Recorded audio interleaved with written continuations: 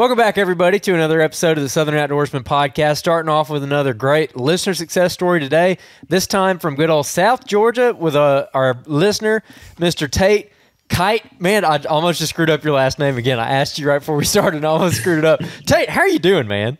I'm doing great, man. I'm glad y'all asked me to come on here. We can talk about this buck. Yeah, so I go through the listener success stories, and I schedule them to post on Facebook, and man, yeah, I came across yours, and I was like, whoa, especially being from Georgia. We're going to throw a picture of it on the screen. Me and Jacob are actually looking at it on the TV up here. Dude, you just killed a gigantic deer, giant deer in South Georgia. So to kick us off, just tell us, like, where you're from, what part of the country, and a little bit about yourself. Yeah, I'm from South Georgia, around kind of in between Valdosta and Waycross area, real far south, like 30 minutes from Florida. But I grew up hunting around this area right here, and it's pretty known for small bucks. But we've been hunting in Southwest Georgia for about 15 or so years now, and there's some really good bucks to be had over there. And that's kind of where I cut my teeth hunting over there on our lease growing up. And then I went to school to play baseball, so I moved off after high school, and it wasn't really an option to go back and forth to the lease. It didn't really make a whole lot of sense. So that's whenever I started looking into public land, and I had no idea that public land was even a thing whenever I was in school. But I started looking into it, and that's actually how I found out about the Southern Outdoorsmen. I was just looking for anything on the internet, YouTube, podcasts, anything talking about public land hunting, and that's where I come across the Southern Outdoorsmen. And that was probably in 2019, I guess it was. And I've been listening probably every week since then. Sweet, dude. Well, man, he just took your next question. I mean, yeah, he kind of took that. So, well, you actually took both questions. Not only how long you've been listening, but also how you found out about the podcast, kind of searching for it. So I appreciate you kind of jumping to it. So again, we're kind of looking at this deer right now. I'll be honest, like, it's kind of distracting. Andrew, you should have just took it off. Honestly, he is, because I didn't realize this till we were just talking, and I put it up on the screen. But his main beams cross each other. Yeah, that's crazy. Yeah, I mean, deer's we're going to talk about this deer a little bit, and of course, things that maybe you've learned from the podcast the last 5+ years listening. But I'm really curious, especially like with your lease y'all got in Southwest Georgia. Can you run us through, like, what's the habitat like? How big's the property? How does the property kind of set up to hunt and so on? It's about 200 acres or so, and about like anywhere in Middle Georgia, Southwest Georgia, it's a lot of ag fields, cropland type deal. It's the only woods on it is the creek bottoms that run through, kind of connecting the fields. And the way the property sets up, it's kind of got a field, and it's got 4 fields and then the creek bottoms that run through and kind of connect in the middle, where it almost makes a hub in the center of the property. And it sets up pretty nice. That's actually where I killed that buck, in that hub in the center. Okay, sweet, awesome. Well, to kind of get into it, let's I want to jump into the story of the buck first off, and then we'll kind of hash out some of the things that you've kind of maybe learned, from the podcast that has been, impactful for you. So kind of get into the story of this deer, Tate. Again, you're talking about the property, and again, a lot of ag, again, that you find. It's kind of interesting. As you get further south in Georgia, same thing in Alabama, especially like southeast Alabama, there's a little bit more agriculture, actually a lot bit more agriculture, which is something that we don't always relate with a whole bunch, just because the part of the state that we hunt in and when we travel across the South, unless we go to like Arkansas, like we just don't have a whole bunch of ag around. But you guys have been hunting at 200 acres for a while now, like you had mentioned. Walk us through the hunt. Like, first off, did you know anything about this deer previously? How did you come about finding about this deer? Then how do the actual hunts take place in order for you to be able to, get a shot opportunity at this deer? I found out about that deer. So I killed him in December. I found out about him the June before. So the summer before season come in. It's me, my daddy, and another guy that hunted these 200 acres. And the other guy, he come over to my house one day, and he was showing me pictures. And this deer showed up on camera like in January. He didn't say anything about it during season, but he showed it to me during the summer. And you can tell, I had to send y'all a picture. You can definitely tell it's the same deer, main beams cross. He's got the kickers on his G2s. He was probably I don't know, ballpark, like mid 140s. He definitely blew up over the summer, but that was whenever I found out about him over the summer. And then we set out. I normally run cameras start running them at the end of July, just trying to get an idea of what's in the area. And he didn't show up on camera till probably the beginning of November. And being that guy got him on camera the year before, he didn't show up till January. I wasn't so sure that he was living on the property anyway, because our rut over there is kind of like an Alabama rut. It normally starts kicking off maybe around the last week of November, but it normally December 1st, I'm over there in the tree. The whole month of December is normally on fire. But anyway, he showed back up on camera sometime around November. And I was flicking through my cell cam pictures, and there's a picture of him, and I said, oh my gosh. That was by far the biggest buck we've had on camera over there. So, and then, well, let me cut you. I want to cut in real quick. You were talking about like this property, 200 acres. It's a lot. It's ag. You get two big fields on it, and then it's like all the drainage is kind of where the cover's at. If you had to talk about percentages, okay, how much of the percent of this property, this 200 acres, is actually what you would classify as somewhat of some kind of cover outside of crop fields? It's probably close to 50-50. Ballpark, yeah, probably 50-50 or so. How many guys are in this lease? 3. Okay, cool, man. So it's about roughly 100 acres. You guys are, kind of diving in on. That's something that when we bring this up, guys are hunting, like leases like this or family farms that under like 400 or 500 acres. When we start talking situations like that, 3 guys on 100 acres, that's a decent amount of pressure for sure, no doubt. Especially depending on how everybody's hunting it and everything. So you're kind of dealing with all that and all the situations. Now, let me ask, on the surrounding areas of this farm, is it kind of similar? Like, again, little wood blocks and like just drainages running through it? Or is there like bigger blocks of timber or some kind of cover type out there? Yeah, everything's pretty much the same, but there's actually about a 6 to 800 acre block south of us across from the highway. And it's probably the biggest chunk of woods for 30 miles around. And it's kind of like quail plantation woods where they burn it every couple of years. And a lot of the bucks that we kill later in the rut, we don't have pictures of. On their horns, you can see the black char from the trees that they're rubbing. So we know they're coming from across wherever they're doing that quail hunting at. Oh, that's freaking cool. That's pretty cool. That is super cool. So going back at, again, the habitat's pretty interesting. Now, of what I would call cover on this property, again, everything outside of the ag fields, what is the wood setup on this place? I mean, in the photo right here, I don't know exactly where this photo is taken on the property, but it looks fairly thick behind it. Like, again, smaller saplings and smaller diameter trees in there, like higher stem count, like when it comes to like branches interwoven. How does a lot of that cover kind of lay out on that property? Yeah, so in that picture right there, that's actually where he died. He died about 30 yards inside the field edge. So it's kind of thicker. There's more sunlight getting in. But the creek bottoms are about what you would expect on any kind of creek in the southeast. It's kind of thick, but you got mature trees every now and then. And then there's actually there's 2 pine stands. One's kind of on the northern side and one's on the eastern side. And those pine trees, they're 20 plus years old. And one of them is real choked out. Like, I would believe a deer would have a hard time, running through it or even bedding in it. But the other one, it plays out pretty nice to where I actually walk around the edges of it late mornings most of the time, banging some antlers together, because I know the deer hold up in those pine trees, and it's kind of in between 2 ag fields.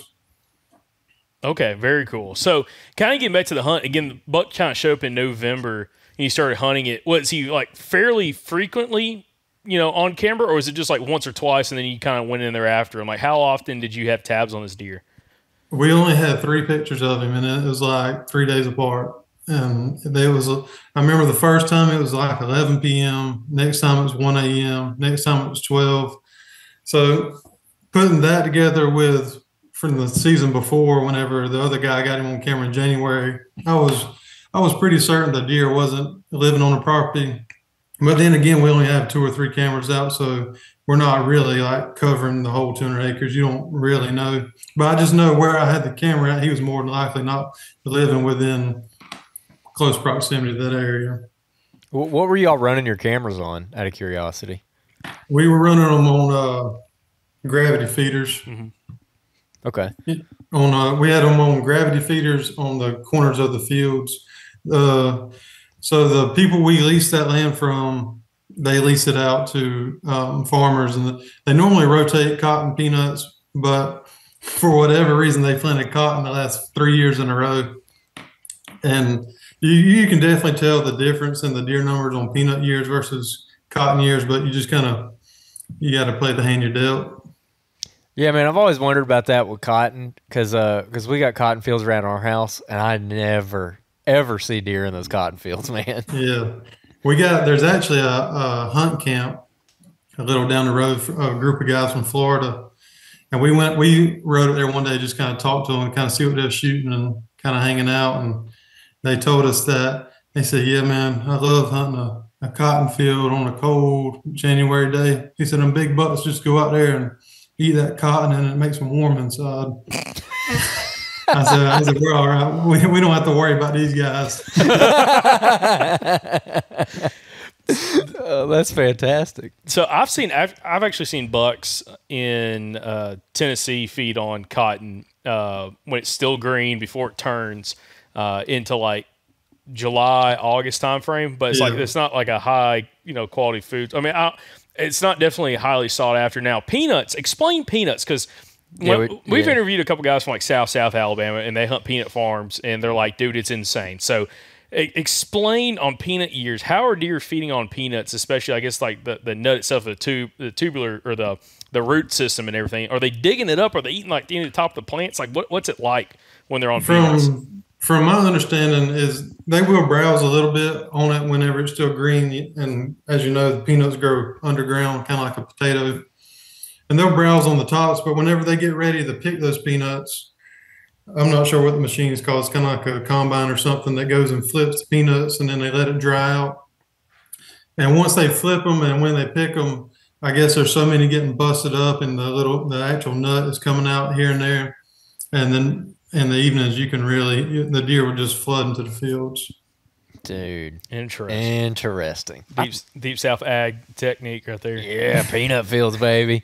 So one other thing before we're gonna keep going, working our way through the story with this deer. Which, by the way, for the listeners and for the viewers, tape. What did this deer score when y'all put a tape to him? By the way, we put a tape on him. He was 161. Okay, yeah, he's a mainframe 8, but he's got 15 scorables.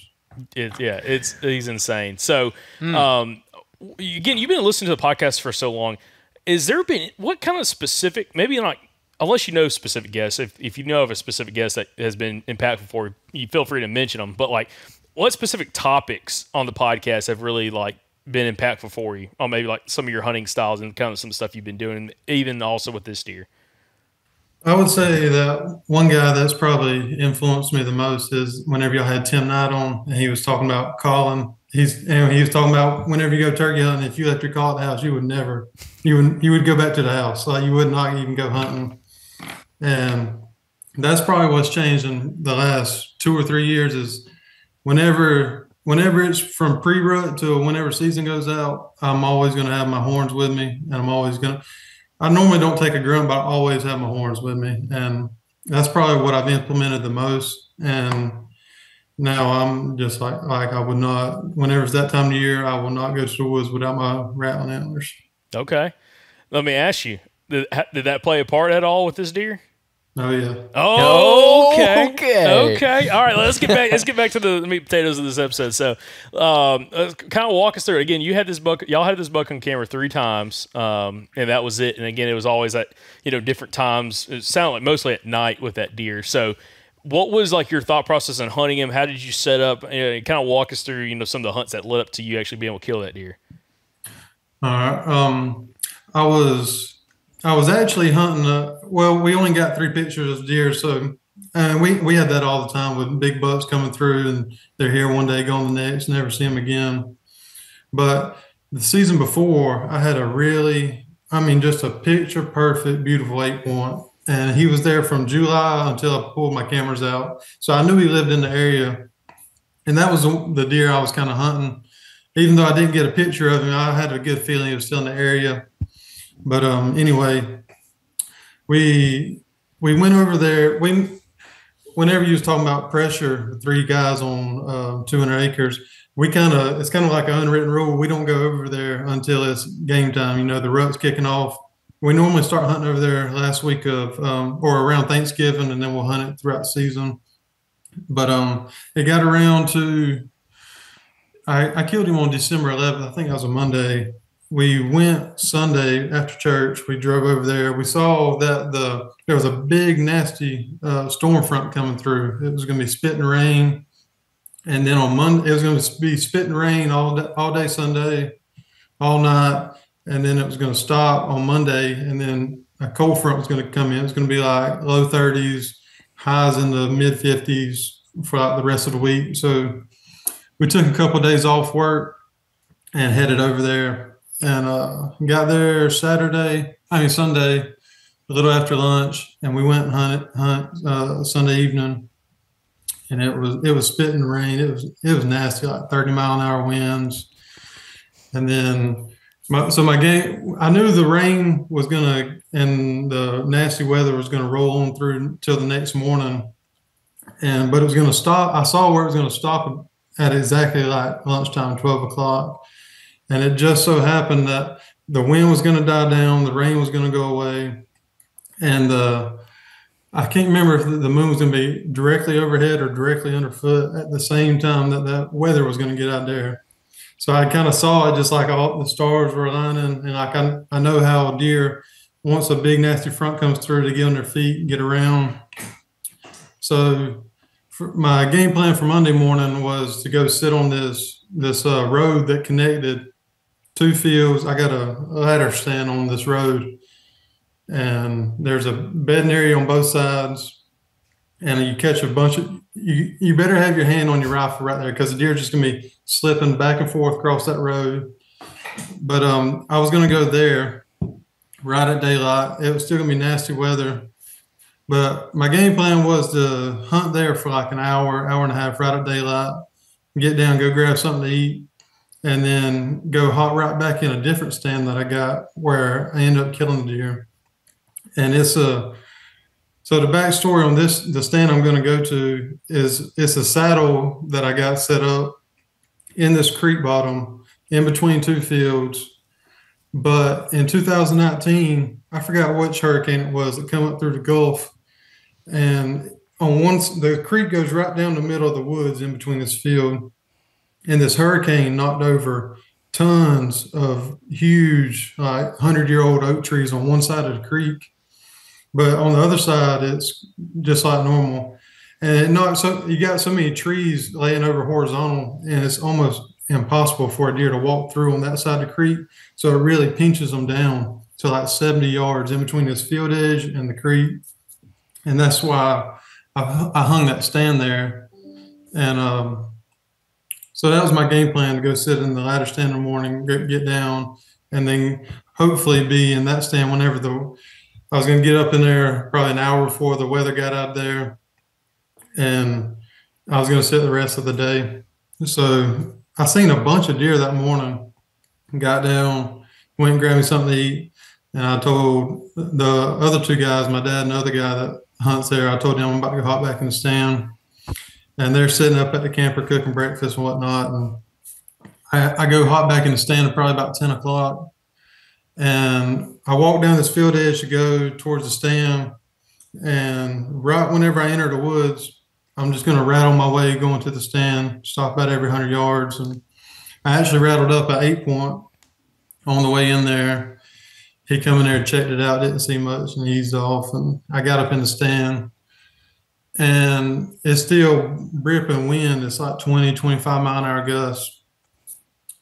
Then a doe comes creeping through. I'm watching her, and she starts blowing out of nowhere and like losing her mind. I know she hadn't seen me, smelled me. She bounces off. And it's the first time I ever seen it. A bobcat comes by with 2 kittens. I mean, it looks like house cats. Comes by and just slips on through. And then probably around, it was right at 12 o'clock, just like the forecast said, the wind died down out of nowhere. The rain went away, and it's peak game activity time. And my game plan was to wait till the wind died down. And I'm going to bang these antlers probably every 15, 20 minutes and just kind of see where it goes. So right whenever the wind dies down, I bang my antlers and I hang them back on a tree. And I got hold on, before I get too far ahead of myself, I got the saddle in the tree and I got my back to the field. The field's probably 15 yards behind me and I'm looking towards the creek. And I bang the antlers together, hang them back on the tree. And normally I grab my rifle right after I bang my antlers, but for whatever reason I didn't. Bang my antlers, rifle's hanging off to my right, and I look around, probably 2 or 3 minutes, don't hear anything. Check to see what time it is, slide my phone back in my pocket, and I look over to my left, and I just see him 50 yards coming. And because it was raining all day, all night, the leaves are wet. I can't hear him. So I just look over to my left and I see him running towards me. And there's no leaves on the trees this time of year, so I don't move a muscle. He's probably at my 7 o'clock probably. I'm just looking over my shoulder at him. And he comes to 5 steps from the tree and just stops, and I can hear him breathing. And he's looking around. He come 5 steps from the tree, just looking around, and I'm just sitting there. I'm handcuffed. My gun's still hanging in the tree. He's right under me. He looks around, and then he starts getting nervous. He takes about 2 or 3 steps, and then he perks his head up and pins his ears back. And I've bow hunted enough. I've seen this way too many times. I know if I let him see me, then it's going to be game over. So I always keep my scope zoomed all the way out, just for in case I get in any kind of scenario like this. So he's right under my tree, and I'll wheel around, grab my rifle, and spin on him. And by that time I look at him, he's booking it out there. And the first time I shoot, he's probably 30 yards. And I jack another one in it and shoot again. He's probably 50 yards, and then he disappears. And I hang the gun on the tree. Before I can even get the gun hung back on the tree, I got a phone call. My dad and the other guys at the camp, and I said, I just killed him. He said, no, you didn't. I said, I did. I said, well, I think I did. And he said, all right, we're on the way out. I was going to wait on him to come before I went down there looking for blood and all. But the longer I sat there, the more trees I saw, and I said, dang, it'd been so easy for me to hit one of these trees while he was running through here. So I got down and walked over there, and he was piled up probably 70 yards from the tree. Dude, wow. Okay, I didn't know anything. Like, I think I'd read your story, but when I saw the deer, I immediately reached out to you. I didn't realize that he came running into the tree like that. Oh, that's intense. Yeah, it was. It was probably 2 or 3 minutes after I quit rattling, and he run all the way to the tree. He was probably 5 steps from the tree. Man, I just want to say before we move on, that is such a good tip, an underrated, simple tip. When you're rifle hunting, especially here in the South, keep it on. If you got a 3x9, it should live on 3 unless you need, to crank it up a little bit. Because dude, I've been burned. My friends have been burned. Like, Colton had a buck in Kentucky a couple years ago that he could have killed, but he had a scope on 8. And it came out too close, and it just didn't work out for him. But that is such a good tip. Keep that scope cranked down for when something like that happens. So, what was your reaction when you saw the deer and you got up to him? Oh, I walked up to him and I looked at him. I knew exactly which deer it was, and I turned around and there's probably a 4-inch maple tree, and I just punched it.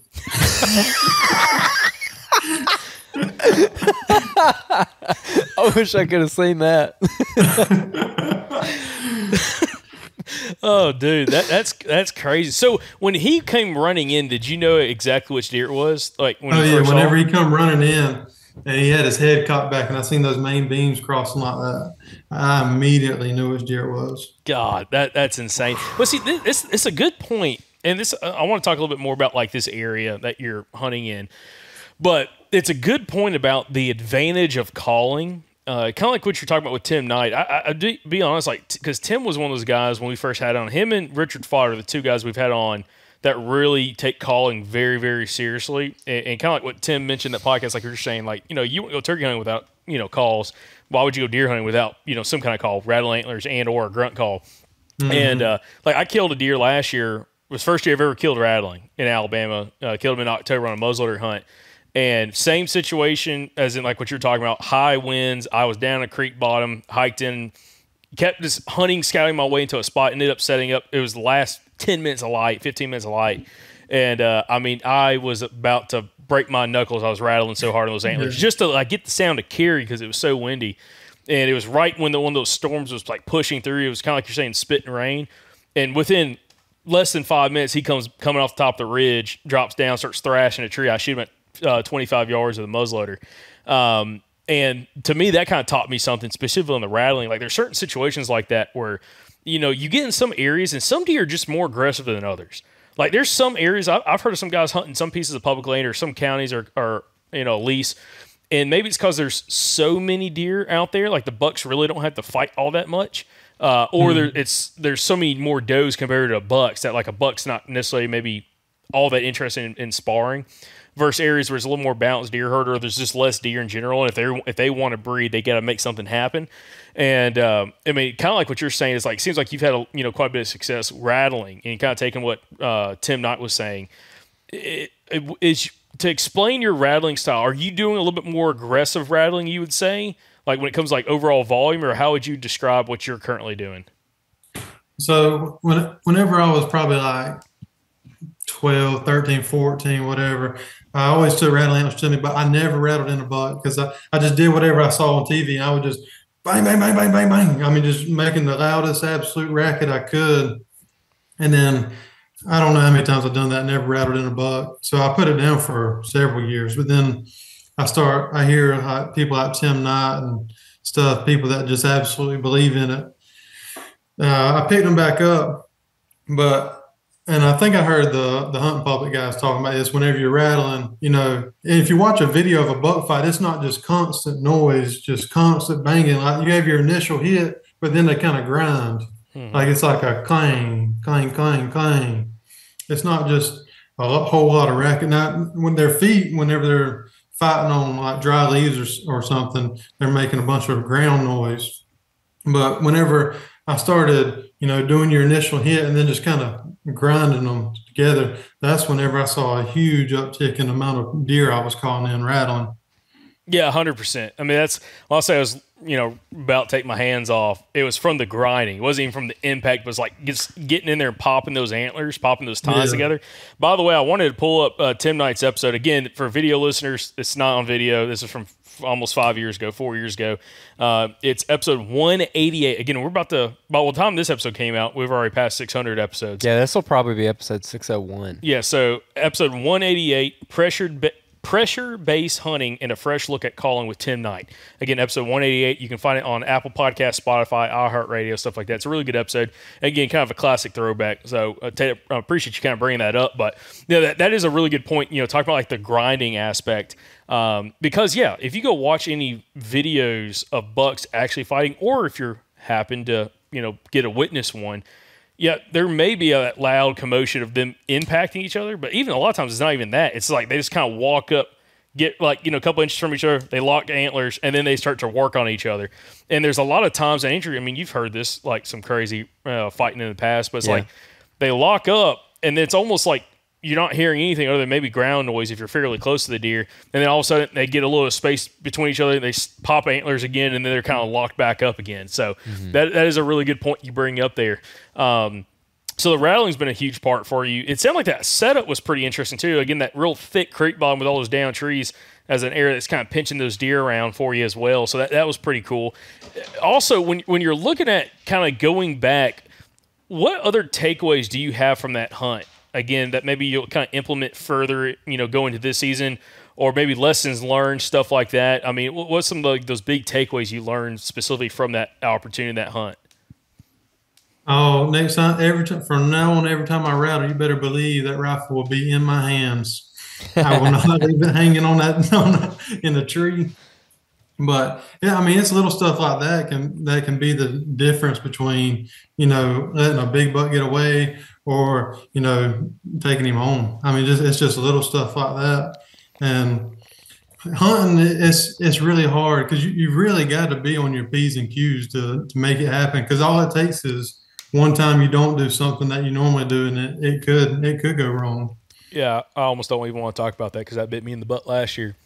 So the second deer I killed, which we talked about this podcast, second deer I killed the first one in October, like October 29th. The second one I killed was later, like right around Thanksgiving weekend. And I called him in, grunted him in, and thankfully I heard him coming. I was blind calling, tending grunts. Came right through a pine, I think shot him at like 10 yards, maybe with a rifle. Which I wasn't set up for that. I was set up to shoot way further, kind of like down one of those road beds you're talking about. He popped out like right there underneath me in the tree I was in. The next day, I go back to the same spot because I know there's always like doe groups in this area. Go back to the same tree the next morning, do the exact same calling sequence, did it twice. By 7:20, again, it was one of those things that should have had the rifle in my hand, should have stood up because I had to stand up. So that trail he came in on, I had to stand up and shoot over another limb. I couldn't see him if I was sitting down in my stand. I was using a climber in that one tree.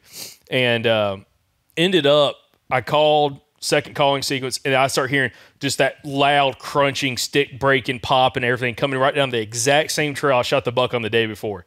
Mm-hmm. And I got caught because the sun had come up, and it's like casting a shadow into these pines, and I can't see super great. Like the pines aren't like, they're not giant pines, but they're tall enough like I can't get to the top of the pine trees when I climb up in a tree.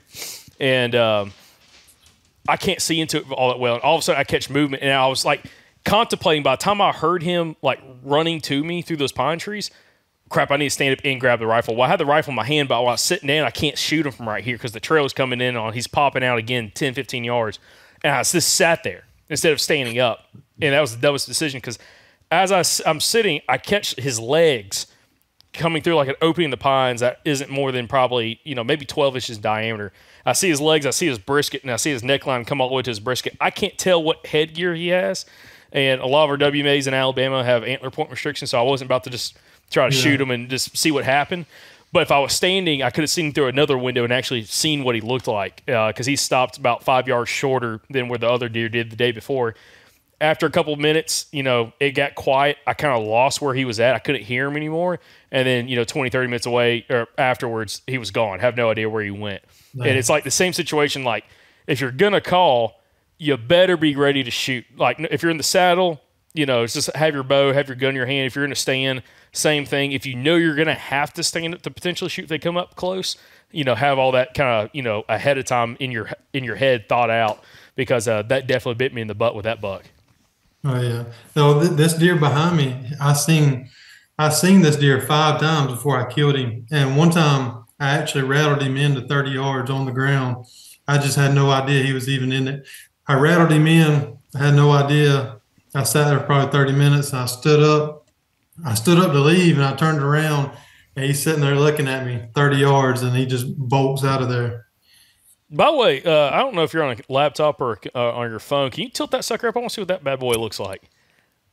Okay, sweet. Oh, yeah. So, carries that mass all the way out. Yep. So, but that's a really good point when you're talking about, like, again, the calling. I think calling is one of those things that you have to – oh, dude, heck Dang. Yeah. There you go. Get some times on them. But calling is one of those things that I think you really have to – if you're going to do it, and you're going to do it like Tim Knight talks about or Richard Falk talks about, you have to be ready at all times. And that's it's probably like the mental drain aspect of calling. Because, like, we're talking about calling every 15 minutes. Like, I do the same thing, especially grunting, like every 15, 20 minutes calling. And it's like I kind of get, after the first call sequences, like right around daylight, right when I think a buck's going to come in, after I get kind of lazy just sitting there. And, that's a good chance when that deer's going to come up. And if you don't have your gun or your bow ready, he might be there for a split second. And if you're not ready, you might not be able to execute that shot, and then he's gone, especially in how thick a lot of the cover we all hunt in. Oh, yeah. So let me ask you this. Also, so again, Tim Knight's been a huge impact for you. Is there been any other interesting either conversations, discussions, or guests that have maybe kind of flipped the switch on for you? I mean, you talked about hubs, like specifically on that place. I mean, is any of that kind of conversation kind of made you think differently, specifically on that property and how you hunt it? Yeah, I would say with, I forgot, there's been a lot of guys y'all talked with about hubs and stuff on there. And it's kind of,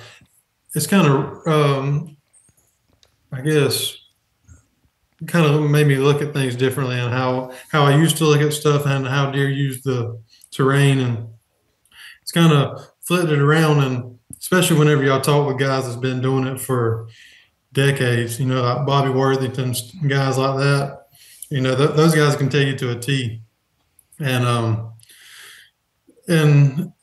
I think the good thing about hunting public land is like you get to go out, because like if it wasn't for like hunting public land, I would see the same 200 acres every time I went hunting. But going out and seeing different WMAs and different national forests and properties and stuff, I can listen to this show and somebody kind of puts a bug in my ear. I can kind of go out and see what I see and see how it correlates to what they're talking about. Oh, 100%. Yeah, that's a good point. That's one interesting thing about the show that I think some people realize, but if you're a newer listener, you might not understand this because you just haven't, like someone might not have heard all the different perspectives, but there's so many different ways to be successful whitetail hunting, especially in the South. So like we may have one guy on this week, and I'll just throw this out there because, we talked about this a couple weeks ago, talking about scent. He might be a diehard, scent elimination management kind of guy, scent control guy. We'll have another guy on the next week that is like absolutely against it, does something completely different, and they both kill big deer. And like, there's so many different ways to kill big deer. It's just trying to figure out based off where you hunt, how you like to hunt, what you're already comfortable doing, like who can, what guests may spark that fire, and you're like, man, I might just need to try to implement, some of these small things as guests talked about and see how it pays off. And that's the reason why I think we get a bunch of listener success stories is it's not like you're going out there and doing exactly the same thing that this one guy talks about. It's just kind of cherry picking a little bit about like maybe they do one thing that I can really start implementing. This other guy does something that I really like how I implement it, and you kind of make your own individual formula of what gives you confidence when you're hunting, and that's where I think we have a lot more success coming from when it comes to listeners. Yeah, that's exactly right. Because that was my fault whenever I first started hunting public land. I was looking for any bit of information I could find, and I stumbled upon the guys that were, and it's real big out west. You're talking about finding buck beds and shooting them out of their bed and being there at 7:30 in the morning and this, that, and the other. Because I would go out and I would find beds and I'd be like, oh, he's going to be here in the morning on this wind, coming over this ridge. He's toast, and then go and see nothing. But it kind of took me to do that a couple of times where you can't. Like a guy can tell you how he's killing deer and what's working for him, but that does not mean it's going to work for you. The best thing I can tell somebody that would listen to this show would be, listen, and you're going to pick up little nuggets here and there from a guy, and then you just kind of keep that in the back of your mind when you're out and about scouting or looking at properties, and then you start. It's just like a puzzle. You're trying to put the pieces of the puzzle together. Absolutely.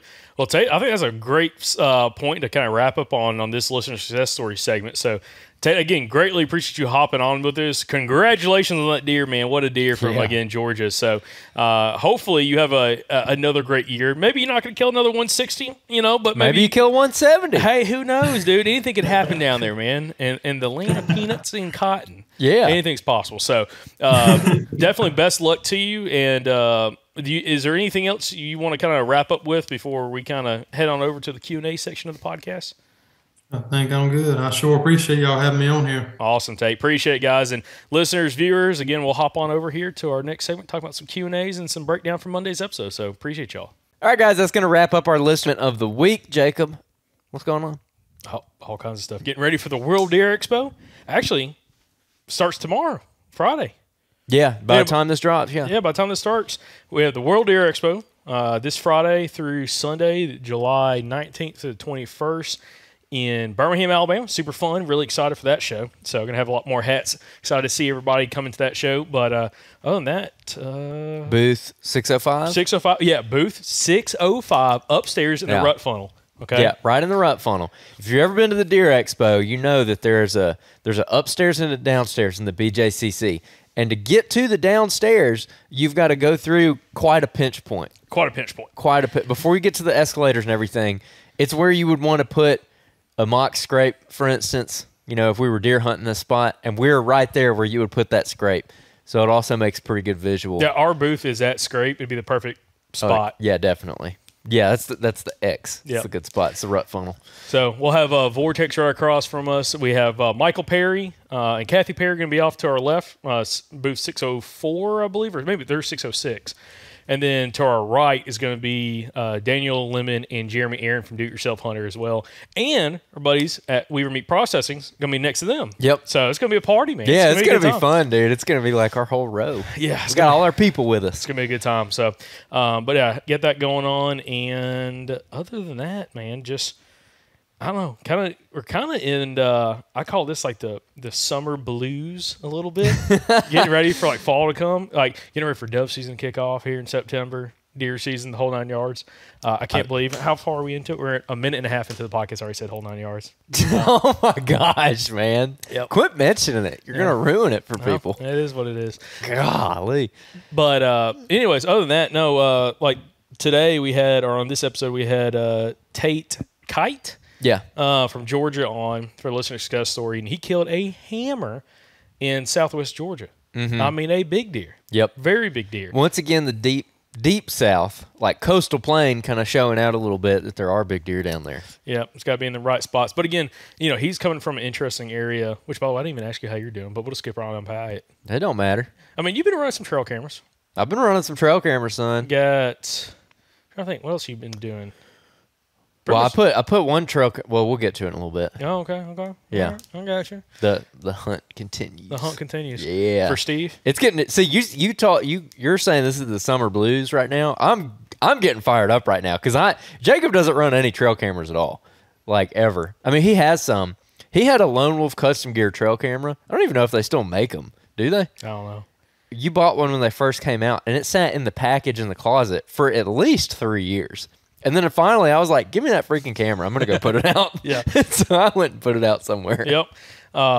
So, yeah, have not been putting any trail cameras out right now. And I was talking to some guys. Actually, I talked to Jacob Schlinard from Mobile Hunters podcast, and, you know, he's up in Wisconsin. And it was funny because we were talking about, like, the whole – what did I say wrong? I don't know. You said Schlinard? Schlinard. Like Leonard Schlinard? How do you say his name? Schlinner. There's no D on the end. I don't want to put a D on there. It's like it's not barbed wire. It's That's how I remember his name, actually, Jacob. If you're listening right now, that's how I remember your name, Leonard Schlinard. Schlinard, yeah, dude, he should change his name. It's so catchy, dude. That's very brandable. He ought to. Jacob, if you're listening, you should immediately change your Instagram handle to that. Jacob Schlinard. Yep.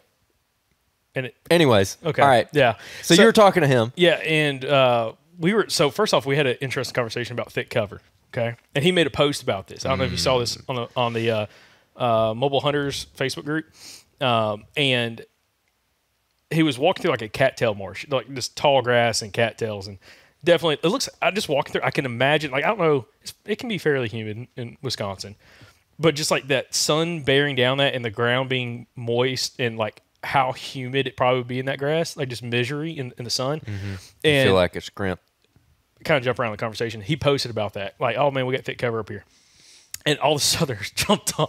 And they're like, man, that looks like a breeze to walk through. They're like, man, you come walk through a pine thicket down here where it's just a wall, like everything wants to cut you. Everything wants to hurt you. Yeah. And it was an interesting conversation. But we had a great conversation about it. And he was talking about running trail cameras and, you know, trying to catch bucks on camera and kind of building up some inventory and patterns for opening day, which I think they opened October 1st. But that's something that I'm interested in talking to more and more people. And we're going to do a podcast on this coming up about if you are interested in running trail cameras right now in the summertime, more than likely, if you're in the deep south, depending on when your state opens, now Georgia's a different story. They open early. Kentucky, we don't really classify them being the south, at least deep south, but they open real early. Tennessee has a fairly early opener in September. But how many people have success, especially in these October openers, staying on a buck, that's when they're not using some kind of bait or attractant, and staying on a deer as they go from velvet to hardhorn and they shift and the battery groups break up, how many people actually have success sticking with deer? Because it seems like the last time we ran trail cameras, I mean, like crazy hard in the summer was 2019, maybe 2020. You, me, Pike on a piece of public.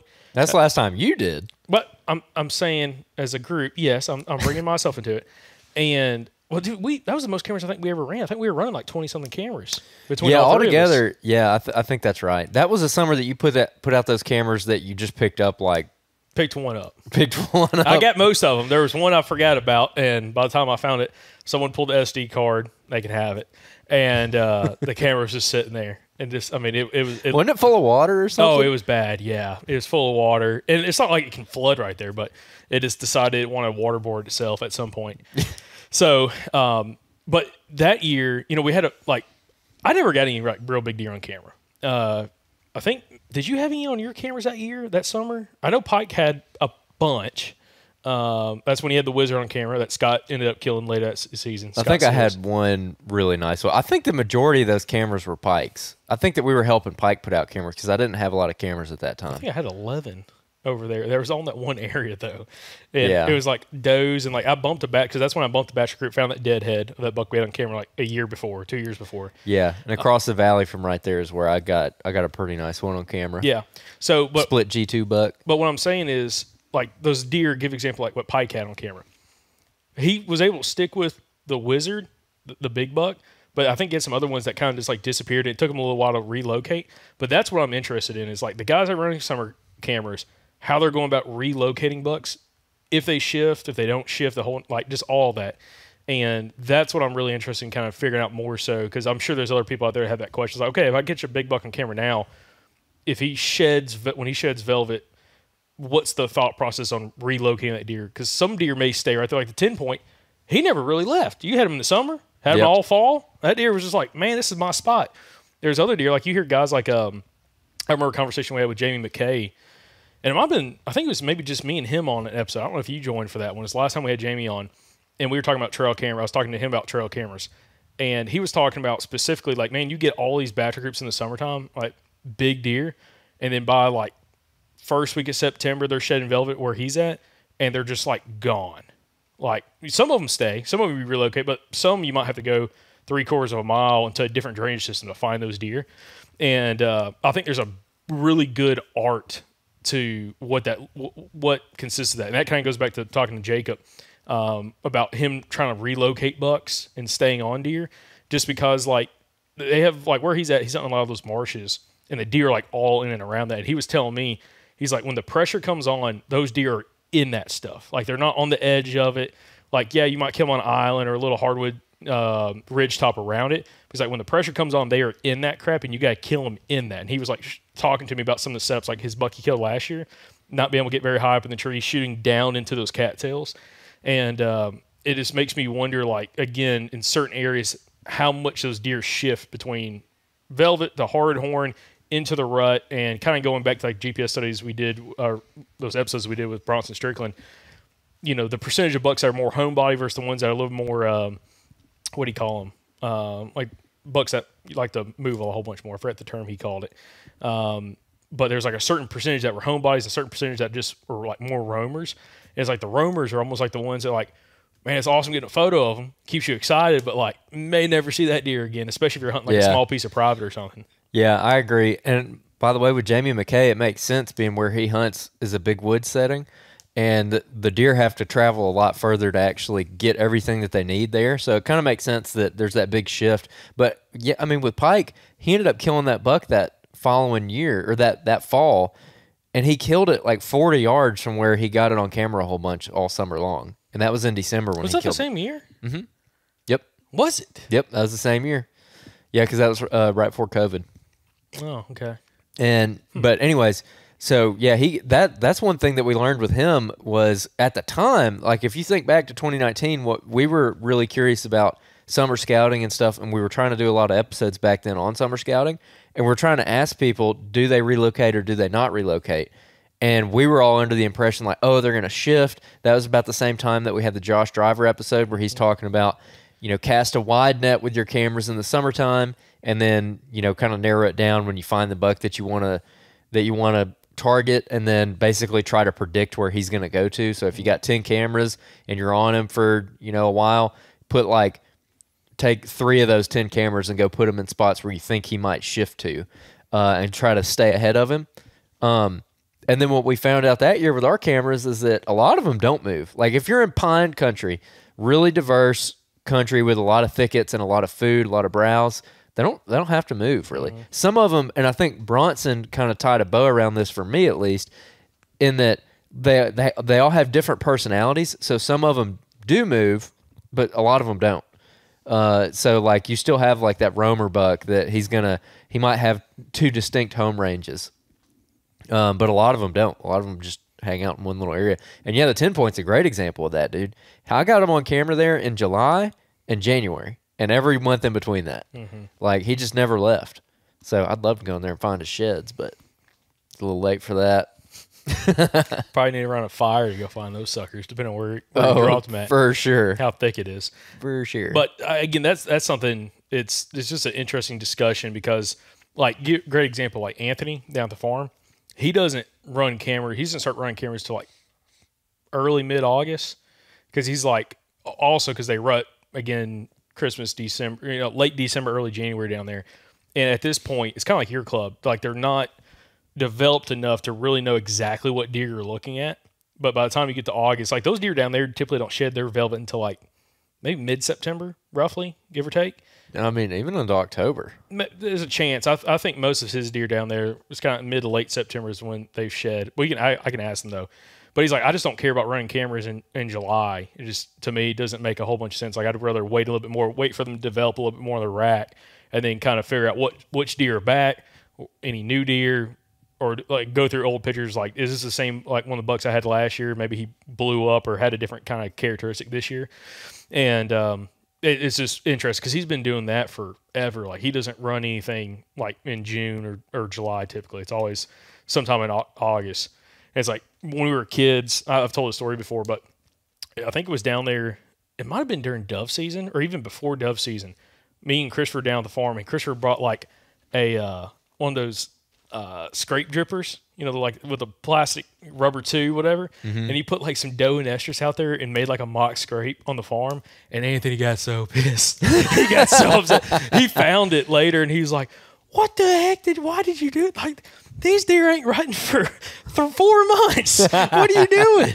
And anyway, but it's just early. And again, that was like right around when he started putting cameras out. I wonder what a buck thinks when he gets a whiff of like doe estrus in July or August. He's like, "Are we already doing this?" Hey. He's like, "I haven't even shed my velvet yet." Yeah. Well, it's like Drew Atkinson, which actually, let me look up that episode number with Drew talking about his scrape hunting tactics. Killing bucks on scrapes in early season, like in Arkansas, like late September, early October. Yeah, he was talking about using doe estrus. Yeah, and he's using doe estrus then. And it's more like a curiosity scent. Let me find him real quick, his episode. But it's just interesting because like a guy like that, he's had quite a bit of success doing that early and also doing it late in the season, like in January, and catching bucks where they're wanting to come in and check it out. Let's see. King on bucks early. No, here's the scrape one. So that episode was with Drew Atkinson's 520. That'd be an easy one to remember. Mature bucks on scrape lines with Drew Atkinson, episode 520. That is on YouTube. Yep, that one is on YouTube. So if you're on YouTube, because we get questions all the time like, "Oh, we mentioned like Tom Brownlee's episode 315. Hey, I can't find it on YouTube." Yeah, that was before we did YouTube, like video podcasts. But this one, episode 520, again with Drew Atkinson, mature bucks on scrape lines. That's when he goes through his early, mid, and late season scrape hunting tactics. That's a really, really good one. And again, that one is on YouTube if you want to watch it. Yeah. Yeah, going back to the velvet thing, I got buddies in different states who are sending me buck photos, like y'all know who you are, sending me stuff from Iowa and Kansas and Kentucky. Zach. Yeah. And his bucks, first of all, they're like gigantic. But second of all, they're framed out. They got the time, like they're good to go. They're doing it. They're doing it. Yeah. And then I check my cameras here in Alabama, with our dang mid-January rut, and these deer, like it was earlier in the month. It was like around the 4th of July. I checked cameras, and these deer were like just making the turn on their main beam. Like they weren't even close. They weren't even throwing a G2 yet. And I was just like, oh, is this just a tiny deer or what? Well, we checked him again the other day, and man, we got this one buck. It might be the 10-point. We don't know because he's not framed out. But the last video that at least I got of him, he'd made the turn. His G2s are coming in. His G2s are already really nice. He's got really good mass, and he is like way outside the ears. I mean, way outside the ears already. I'm like, ugh, come on. And his brow tines are really nice too. So he looks really similar to the 10-point so far. Big old, like clearly a mature buck. So we'll see what he ends up being. We got a couple other ones that are really nice as well. Like we got an 8-point who's nice and outside of the ears, and he's throwing a good G2, and he's got good mass too. And then I got another buck that kind of looks like he's got a weird color scheme on his coat. I don't know if he's like wet in the image or what, but he's got like this splotchy, like his coat looks different, like almost like if he got wet, like if he crawled through a river or something like that. But we're not that close to the river in this spot. It should, unless and it's only like his back leg and then a spot on his side.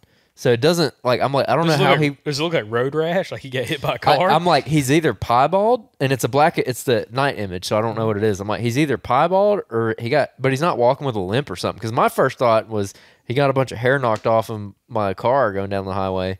But he wasn't limping or anything. So I don't know. He's tough. Dude, I'll tell you what, we've got a bunch of on camera is freaking coyotes. Oh my gosh. Is the guy in the club still trapping that one dude? I don't think so. I pass by his little dirt hole sets all the time, and I haven't seen anything caught in a long time. And the sets, one of them the other day looked like someone might have done something with it, but dude, you got to get back into it. I mean, maybe. Dude, you used to. I've never trapped coyotes. That'd be fun to go do. That's very time consuming. We could film some stuff around it. It'd be kind of fun. It'd be fun. I mean, yeah. We just need to commit 2 weeks. You got to go out there every day. Like, you can't just leave them. That's why it's time. You have to go every day and check them in the mornings. So that's what when I was running them before, it was just at like daybreak, I'd just drive. And that's why you put them all next to roads too. One, because the coyotes, they walk the roads a lot. Mm-hmm. But two, so you can just drive, you just do a loop through there. And if you don't have anything, you just go home. Yeah, we like to do that. It'd be fun. Okay. I've literally never. The only thing we've ever trapped is like coons and like the dog-proof traps. Yeah. It's fun. We had some coons get waxed by some coyotes. Dude, I'm serious. Like, there's a lot of freaking coyotes on this place. Well, what are you doing? Let's do it. We've been putting our cameras out. Me and Cody and Sandra and Tiffany, we all went and rode around on their side-by-side on the club. And we went to a couple food plots where one of the club members has planted some, I think they're cow peas or something like that. Or iron clay peas, something like that. Yeah, and he's planted strips of them in some of our bigger food plots, and the deer are just, and well, actually, in one of the food plots, they don't look like they've been touched really. Mm-hmm. In another one, they're getting hammered, and so we put a camera out on that food plot specifically, and we've been getting a lot of bucks on it so far. But in the other spots, we got them on creek crossings, and we got them in shady SMZs. And I mentioned this last time.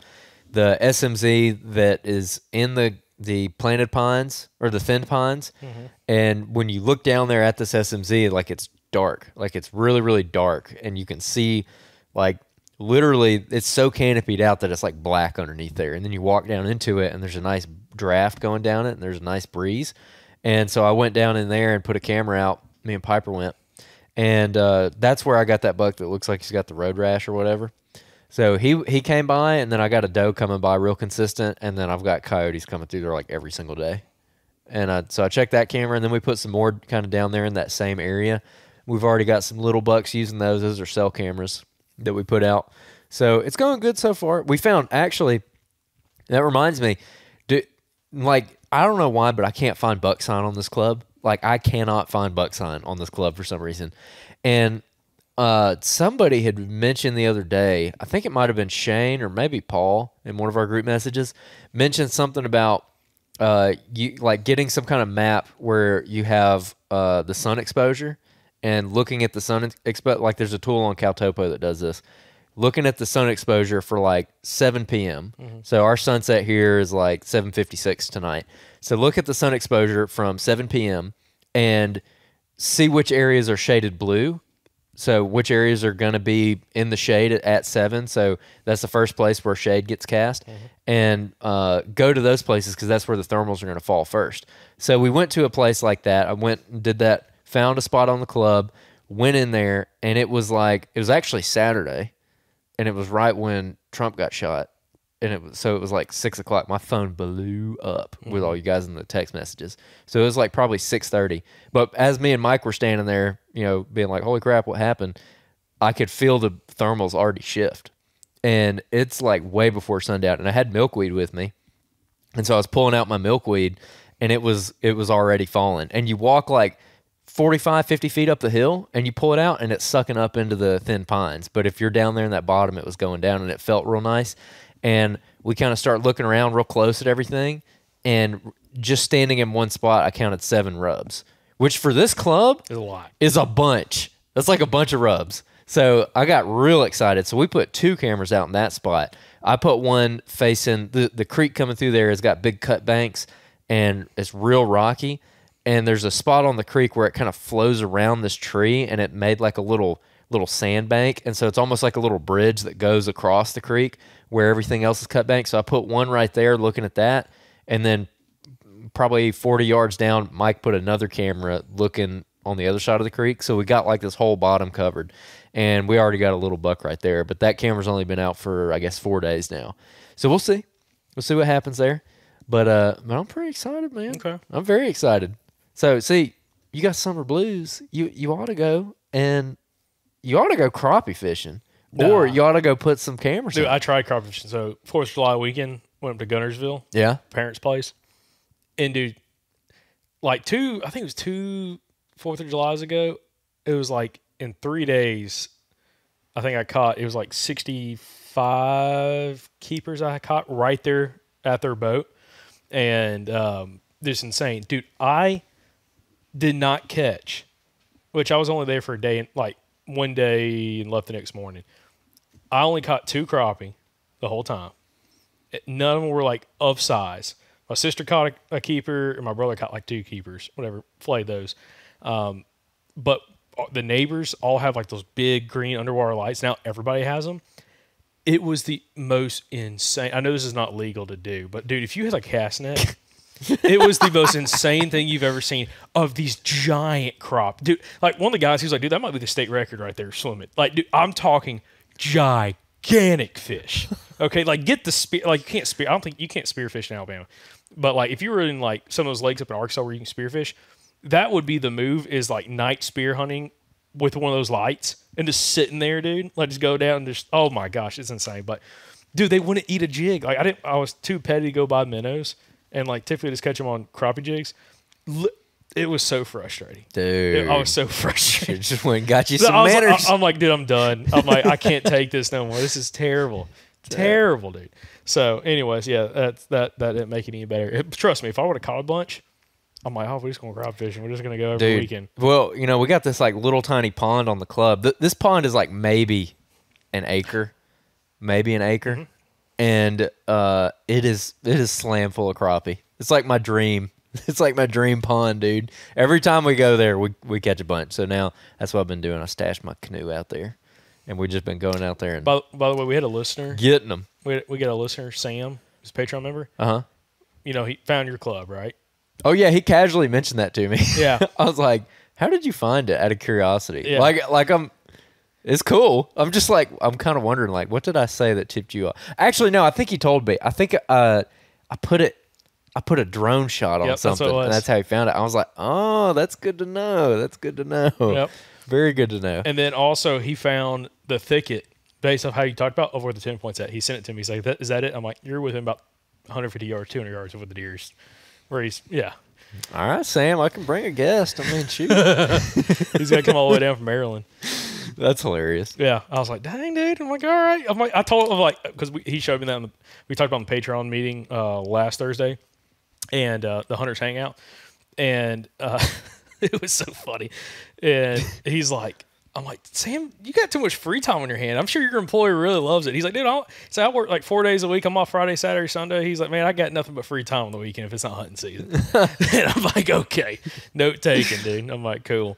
But anyway, but yeah, he brought that up. I thought that was so funny.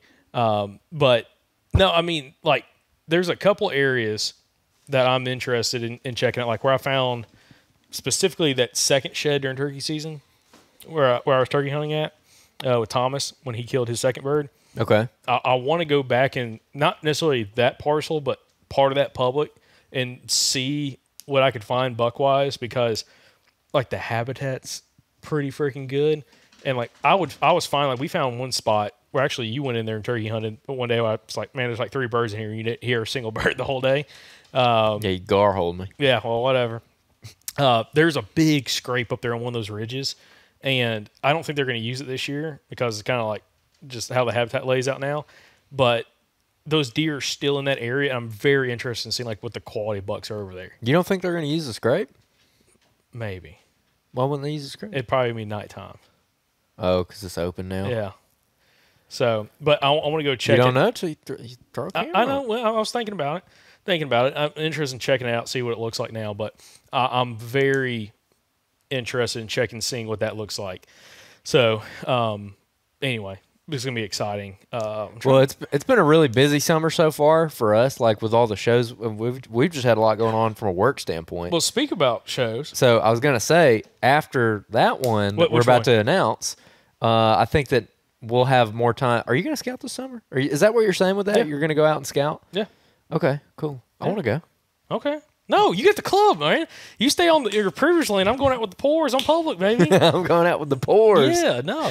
So, but yeah, no, I wanted to summer scout that area, but also getting into, I'm just interested in branching out to a couple areas that we've been hunting and just seeing where could we find more success like that early bow season. Like there's some other parcels I want to run back up to and go scout and get a better idea for like that early bow season time frame. Yeah. But also, one thing we haven't mentioned is Monday's episode with, well, we kind of talked about last week, but going back and looking at Todd's episode we did with him. Yeah. And like the whole ground hunting, that's kind of opened my perspective maybe a couple areas and trying that out and trying to build some confidence hunting off the ground. Like we had listener Mason Brook, who over in Georgia killed 2 really nice bucks last year on his club that were, I think his listener success story comes out probably in a couple weeks. Yeah, it'll be out in a couple weeks. Yeah, we've already recorded it, but he had another really nice buck. He's had 2 nice bucks show up this summer, and he had one show up I think he's a Big 10, and he's like, where that buck lives, he's like, I'm going to have to hunt him off the ground. I'm going to try to do what Todd's doing because there's no trees within 400 yards of that area. Okay. And he's like, nobody really hunts it other than like gun season, but like even gun season, like I don't know how it sets up, whether it's, you're having to use a tripod stand or guys are sitting on the ground or whatever. But he's like, there's a couple SMZs there with like really small trees that I think that buck's going to be using, and I'm going to try to ghillie hunt it. So I'm like, that's pretty slick. And I've been thinking of some areas that are kind of like that it could potentially pay off. Plus getting some more experience doing that before we go to Kansas. That's kind of like my thought process. Yeah, definitely. We're kind of working through the kinks because I don't want to have to go to Kansas, and we're in our mind planning on, if we can get a tree, great, but really focus on trying to hunt off the ground and getting out there and not having like a system dialed of like how I'm setting up, just working through all the kinks. Yeah. So I want to be able to do that here before we go out there and potentially screw up any opportunities. 100%. Me too. Man, I'm so excited to do some scouting. Like I've got I got like 7 cameras out so far this year. 4 on public, 2 on private. Well, if you count Mike's cameras, I've got 4 on public and 5 on private if you count Mike's cameras. So you got 4 on public right now? Mm-hmm. Bro, I ain't telling you nothing. I know you left one. Oh wait, okay. So I've got 6 on public, actually. How'd you go from 4 to 6? You left 2? I've put 4 out this summer, and I left 2 from last year. No, you left 1. Where's the other one? I'm trying to think where the other one. At the frying pan. Oh, whoa, oh. Oh. Yeah, okay. Yeah. Gotcha. We got to go get that one, too. You walked right by it. You didn't really walk right by that No, one. You hit the ridge line. Yeah, we didn't get anywhere near that. The other one, God almighty, I'm dreading that. I almost went and got it this past weekend. Well, actually, but it was 98 degrees, and I'm like, I'm about to walk 4 miles straight up. This week, it doesn't really help us because we get the expo coming up in a couple days. But I think it's this week or next week. It's supposed to be like in the mid 80s or low 80s for like a couple days. Like during the week? Uh-huh. I think you might just need to take a day off, bro, and get on up there. I'm almost. It might be maybe over on the weekends. I don't know. I just saw James Spann post about it. Oh, so I'm like, okay. All I think actually it is next week. So, but anyways, okay. Going back, so we're talking about the expo. Got all distracted, running cameras and stuff. Another announcement for all the Georgia listeners out there and viewers: we're gonna be at the GOM Blast Expo in Emerson, Georgia. Yep, Emerson, Georgia. Which is next week. So it's July, was it 26th, 7th, and 8th, I think, is next Friday, Saturday, Sunday. Yeah. And super excited. That's gonna be a fun show. So yeah, July 26th, 27th, 28th, Emerson, Georgia, GON Blast Expo. Gonna have a booth there. Again, you're gonna have hats. If they sell out, they sell out. Hopefully we have enough to make it through the World Deer Expo and have some for that show. We probably will. But definitely come hang out again at the GOM Blast. We'll make an announcement. And ironically, our booth is also 605 for that show. Yeah, we had 605 for the World Deer Expo and 605 for the GON Outdoor Blast. Dude, if there was some kind of some kind of bet you could have made on that, dude. Like, what's the statistics of that was going to happen? I don't know. I mean, I don't know. Don't feel like it'd be super high, but anyways, I'm really excited because I've heard good things about that show. Plus, it's gonna be fun to be able to hang out with some Georgia listeners. Yeah, it's gonna be great, man. I can't wait for that one. So that's the truck buck shootout. Yep, where they're giving away a Chevy Silverado, I think. Silverado. A Chevy. Let me tell you something about my Chevy Silverado. Only the real ones get that, dude. If you get that joke, then me and you probably get along.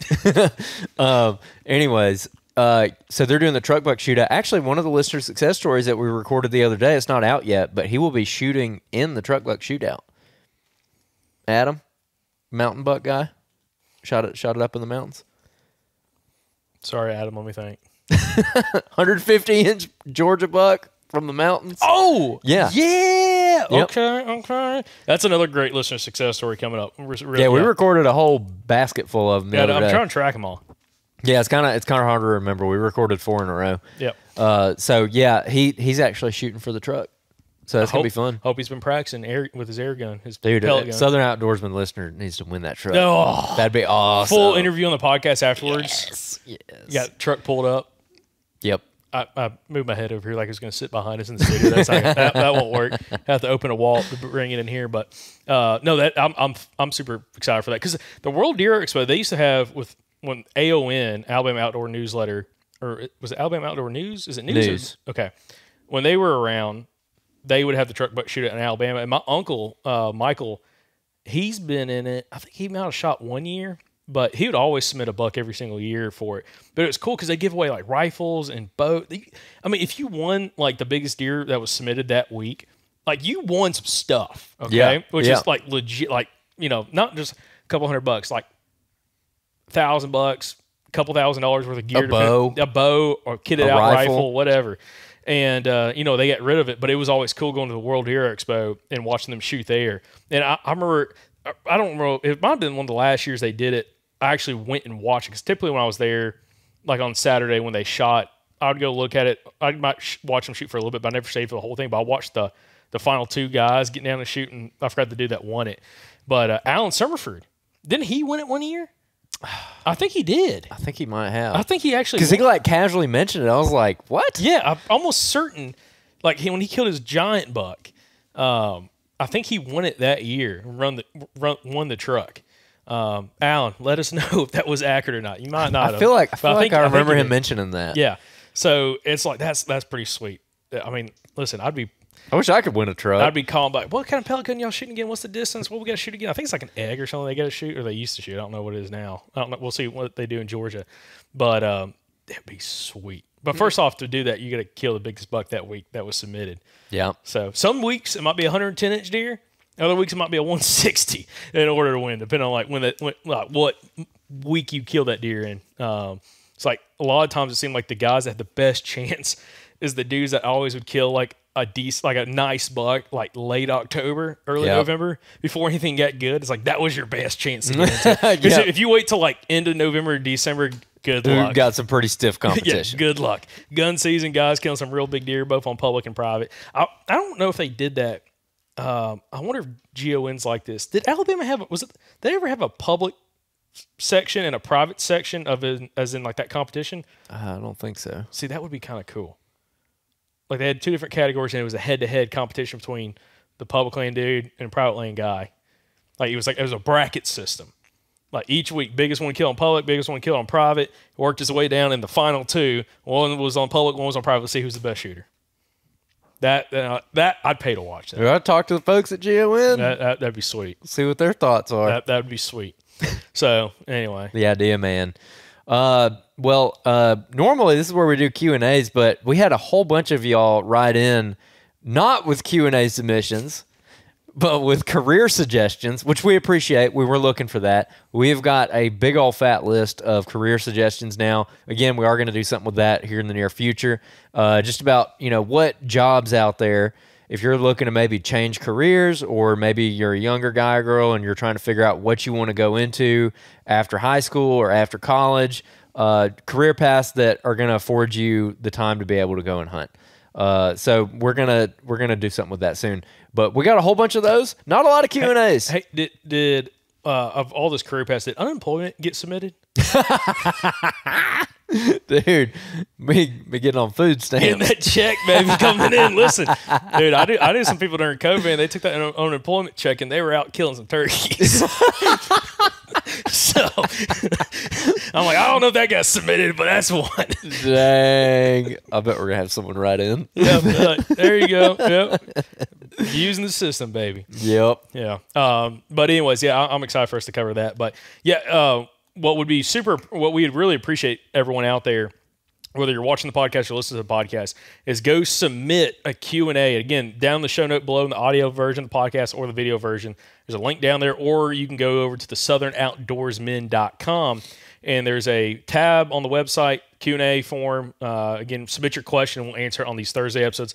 Love to get some new ones. Kind of maybe think about your questions, especially from like a time standpoint. Like, what would y'all want to get answered this summer, and then also kind of get an early bow season to the fall, and we'll kind of work through those as they come in. So, please feel free to, submit some questions and kind of work on through them. Or also, you can also think about this. When you submit a question, you can also submit it with the mindset of maybe one of our past guests answering it, and me and Andrew can reach out to whoever that past guest is, give them the question, and then answer that on the podcast. Yeah, definitely. Definitely. All right. Well, we're going to cut this one a little bit short because we got to gear up for our interview that we're about to do. Yep. So, and we don't have any Q&As. So, guys, write in Q&As. Appreciate everybody's leaving us 5-star written reviews as well on Apple Podcasts, and 5-star reviews on Spotify as well. Super helpful for the podcast. Y'all been writing in some great ones. Really appreciate it. Again, feel free, if you enjoy the show, go leave us, takes 2 seconds, go leave us a 5-star review. And if you got a little bit more time, maybe 30 seconds, leave us a 5-star written review on Apple Podcasts. Really does help us with the podcast. And also, another big thing you can do, share the show. Share the YouTube video, version of the podcast, share the audio feed, and continue to help us continue to make an impact on maybe one of your friends having a better season this year. Maybe they pick up something from one of these guests that they can go out there and maybe become a listener success story, implement something that they learned, and go have maybe their best season ever. So appreciate y'all watching the podcast. Appreciate y'all listening to the podcast, and we'll catch you back here on the next episode from the Southern Outdoorsmen Podcast. And remember, guys, y'all stay Southern.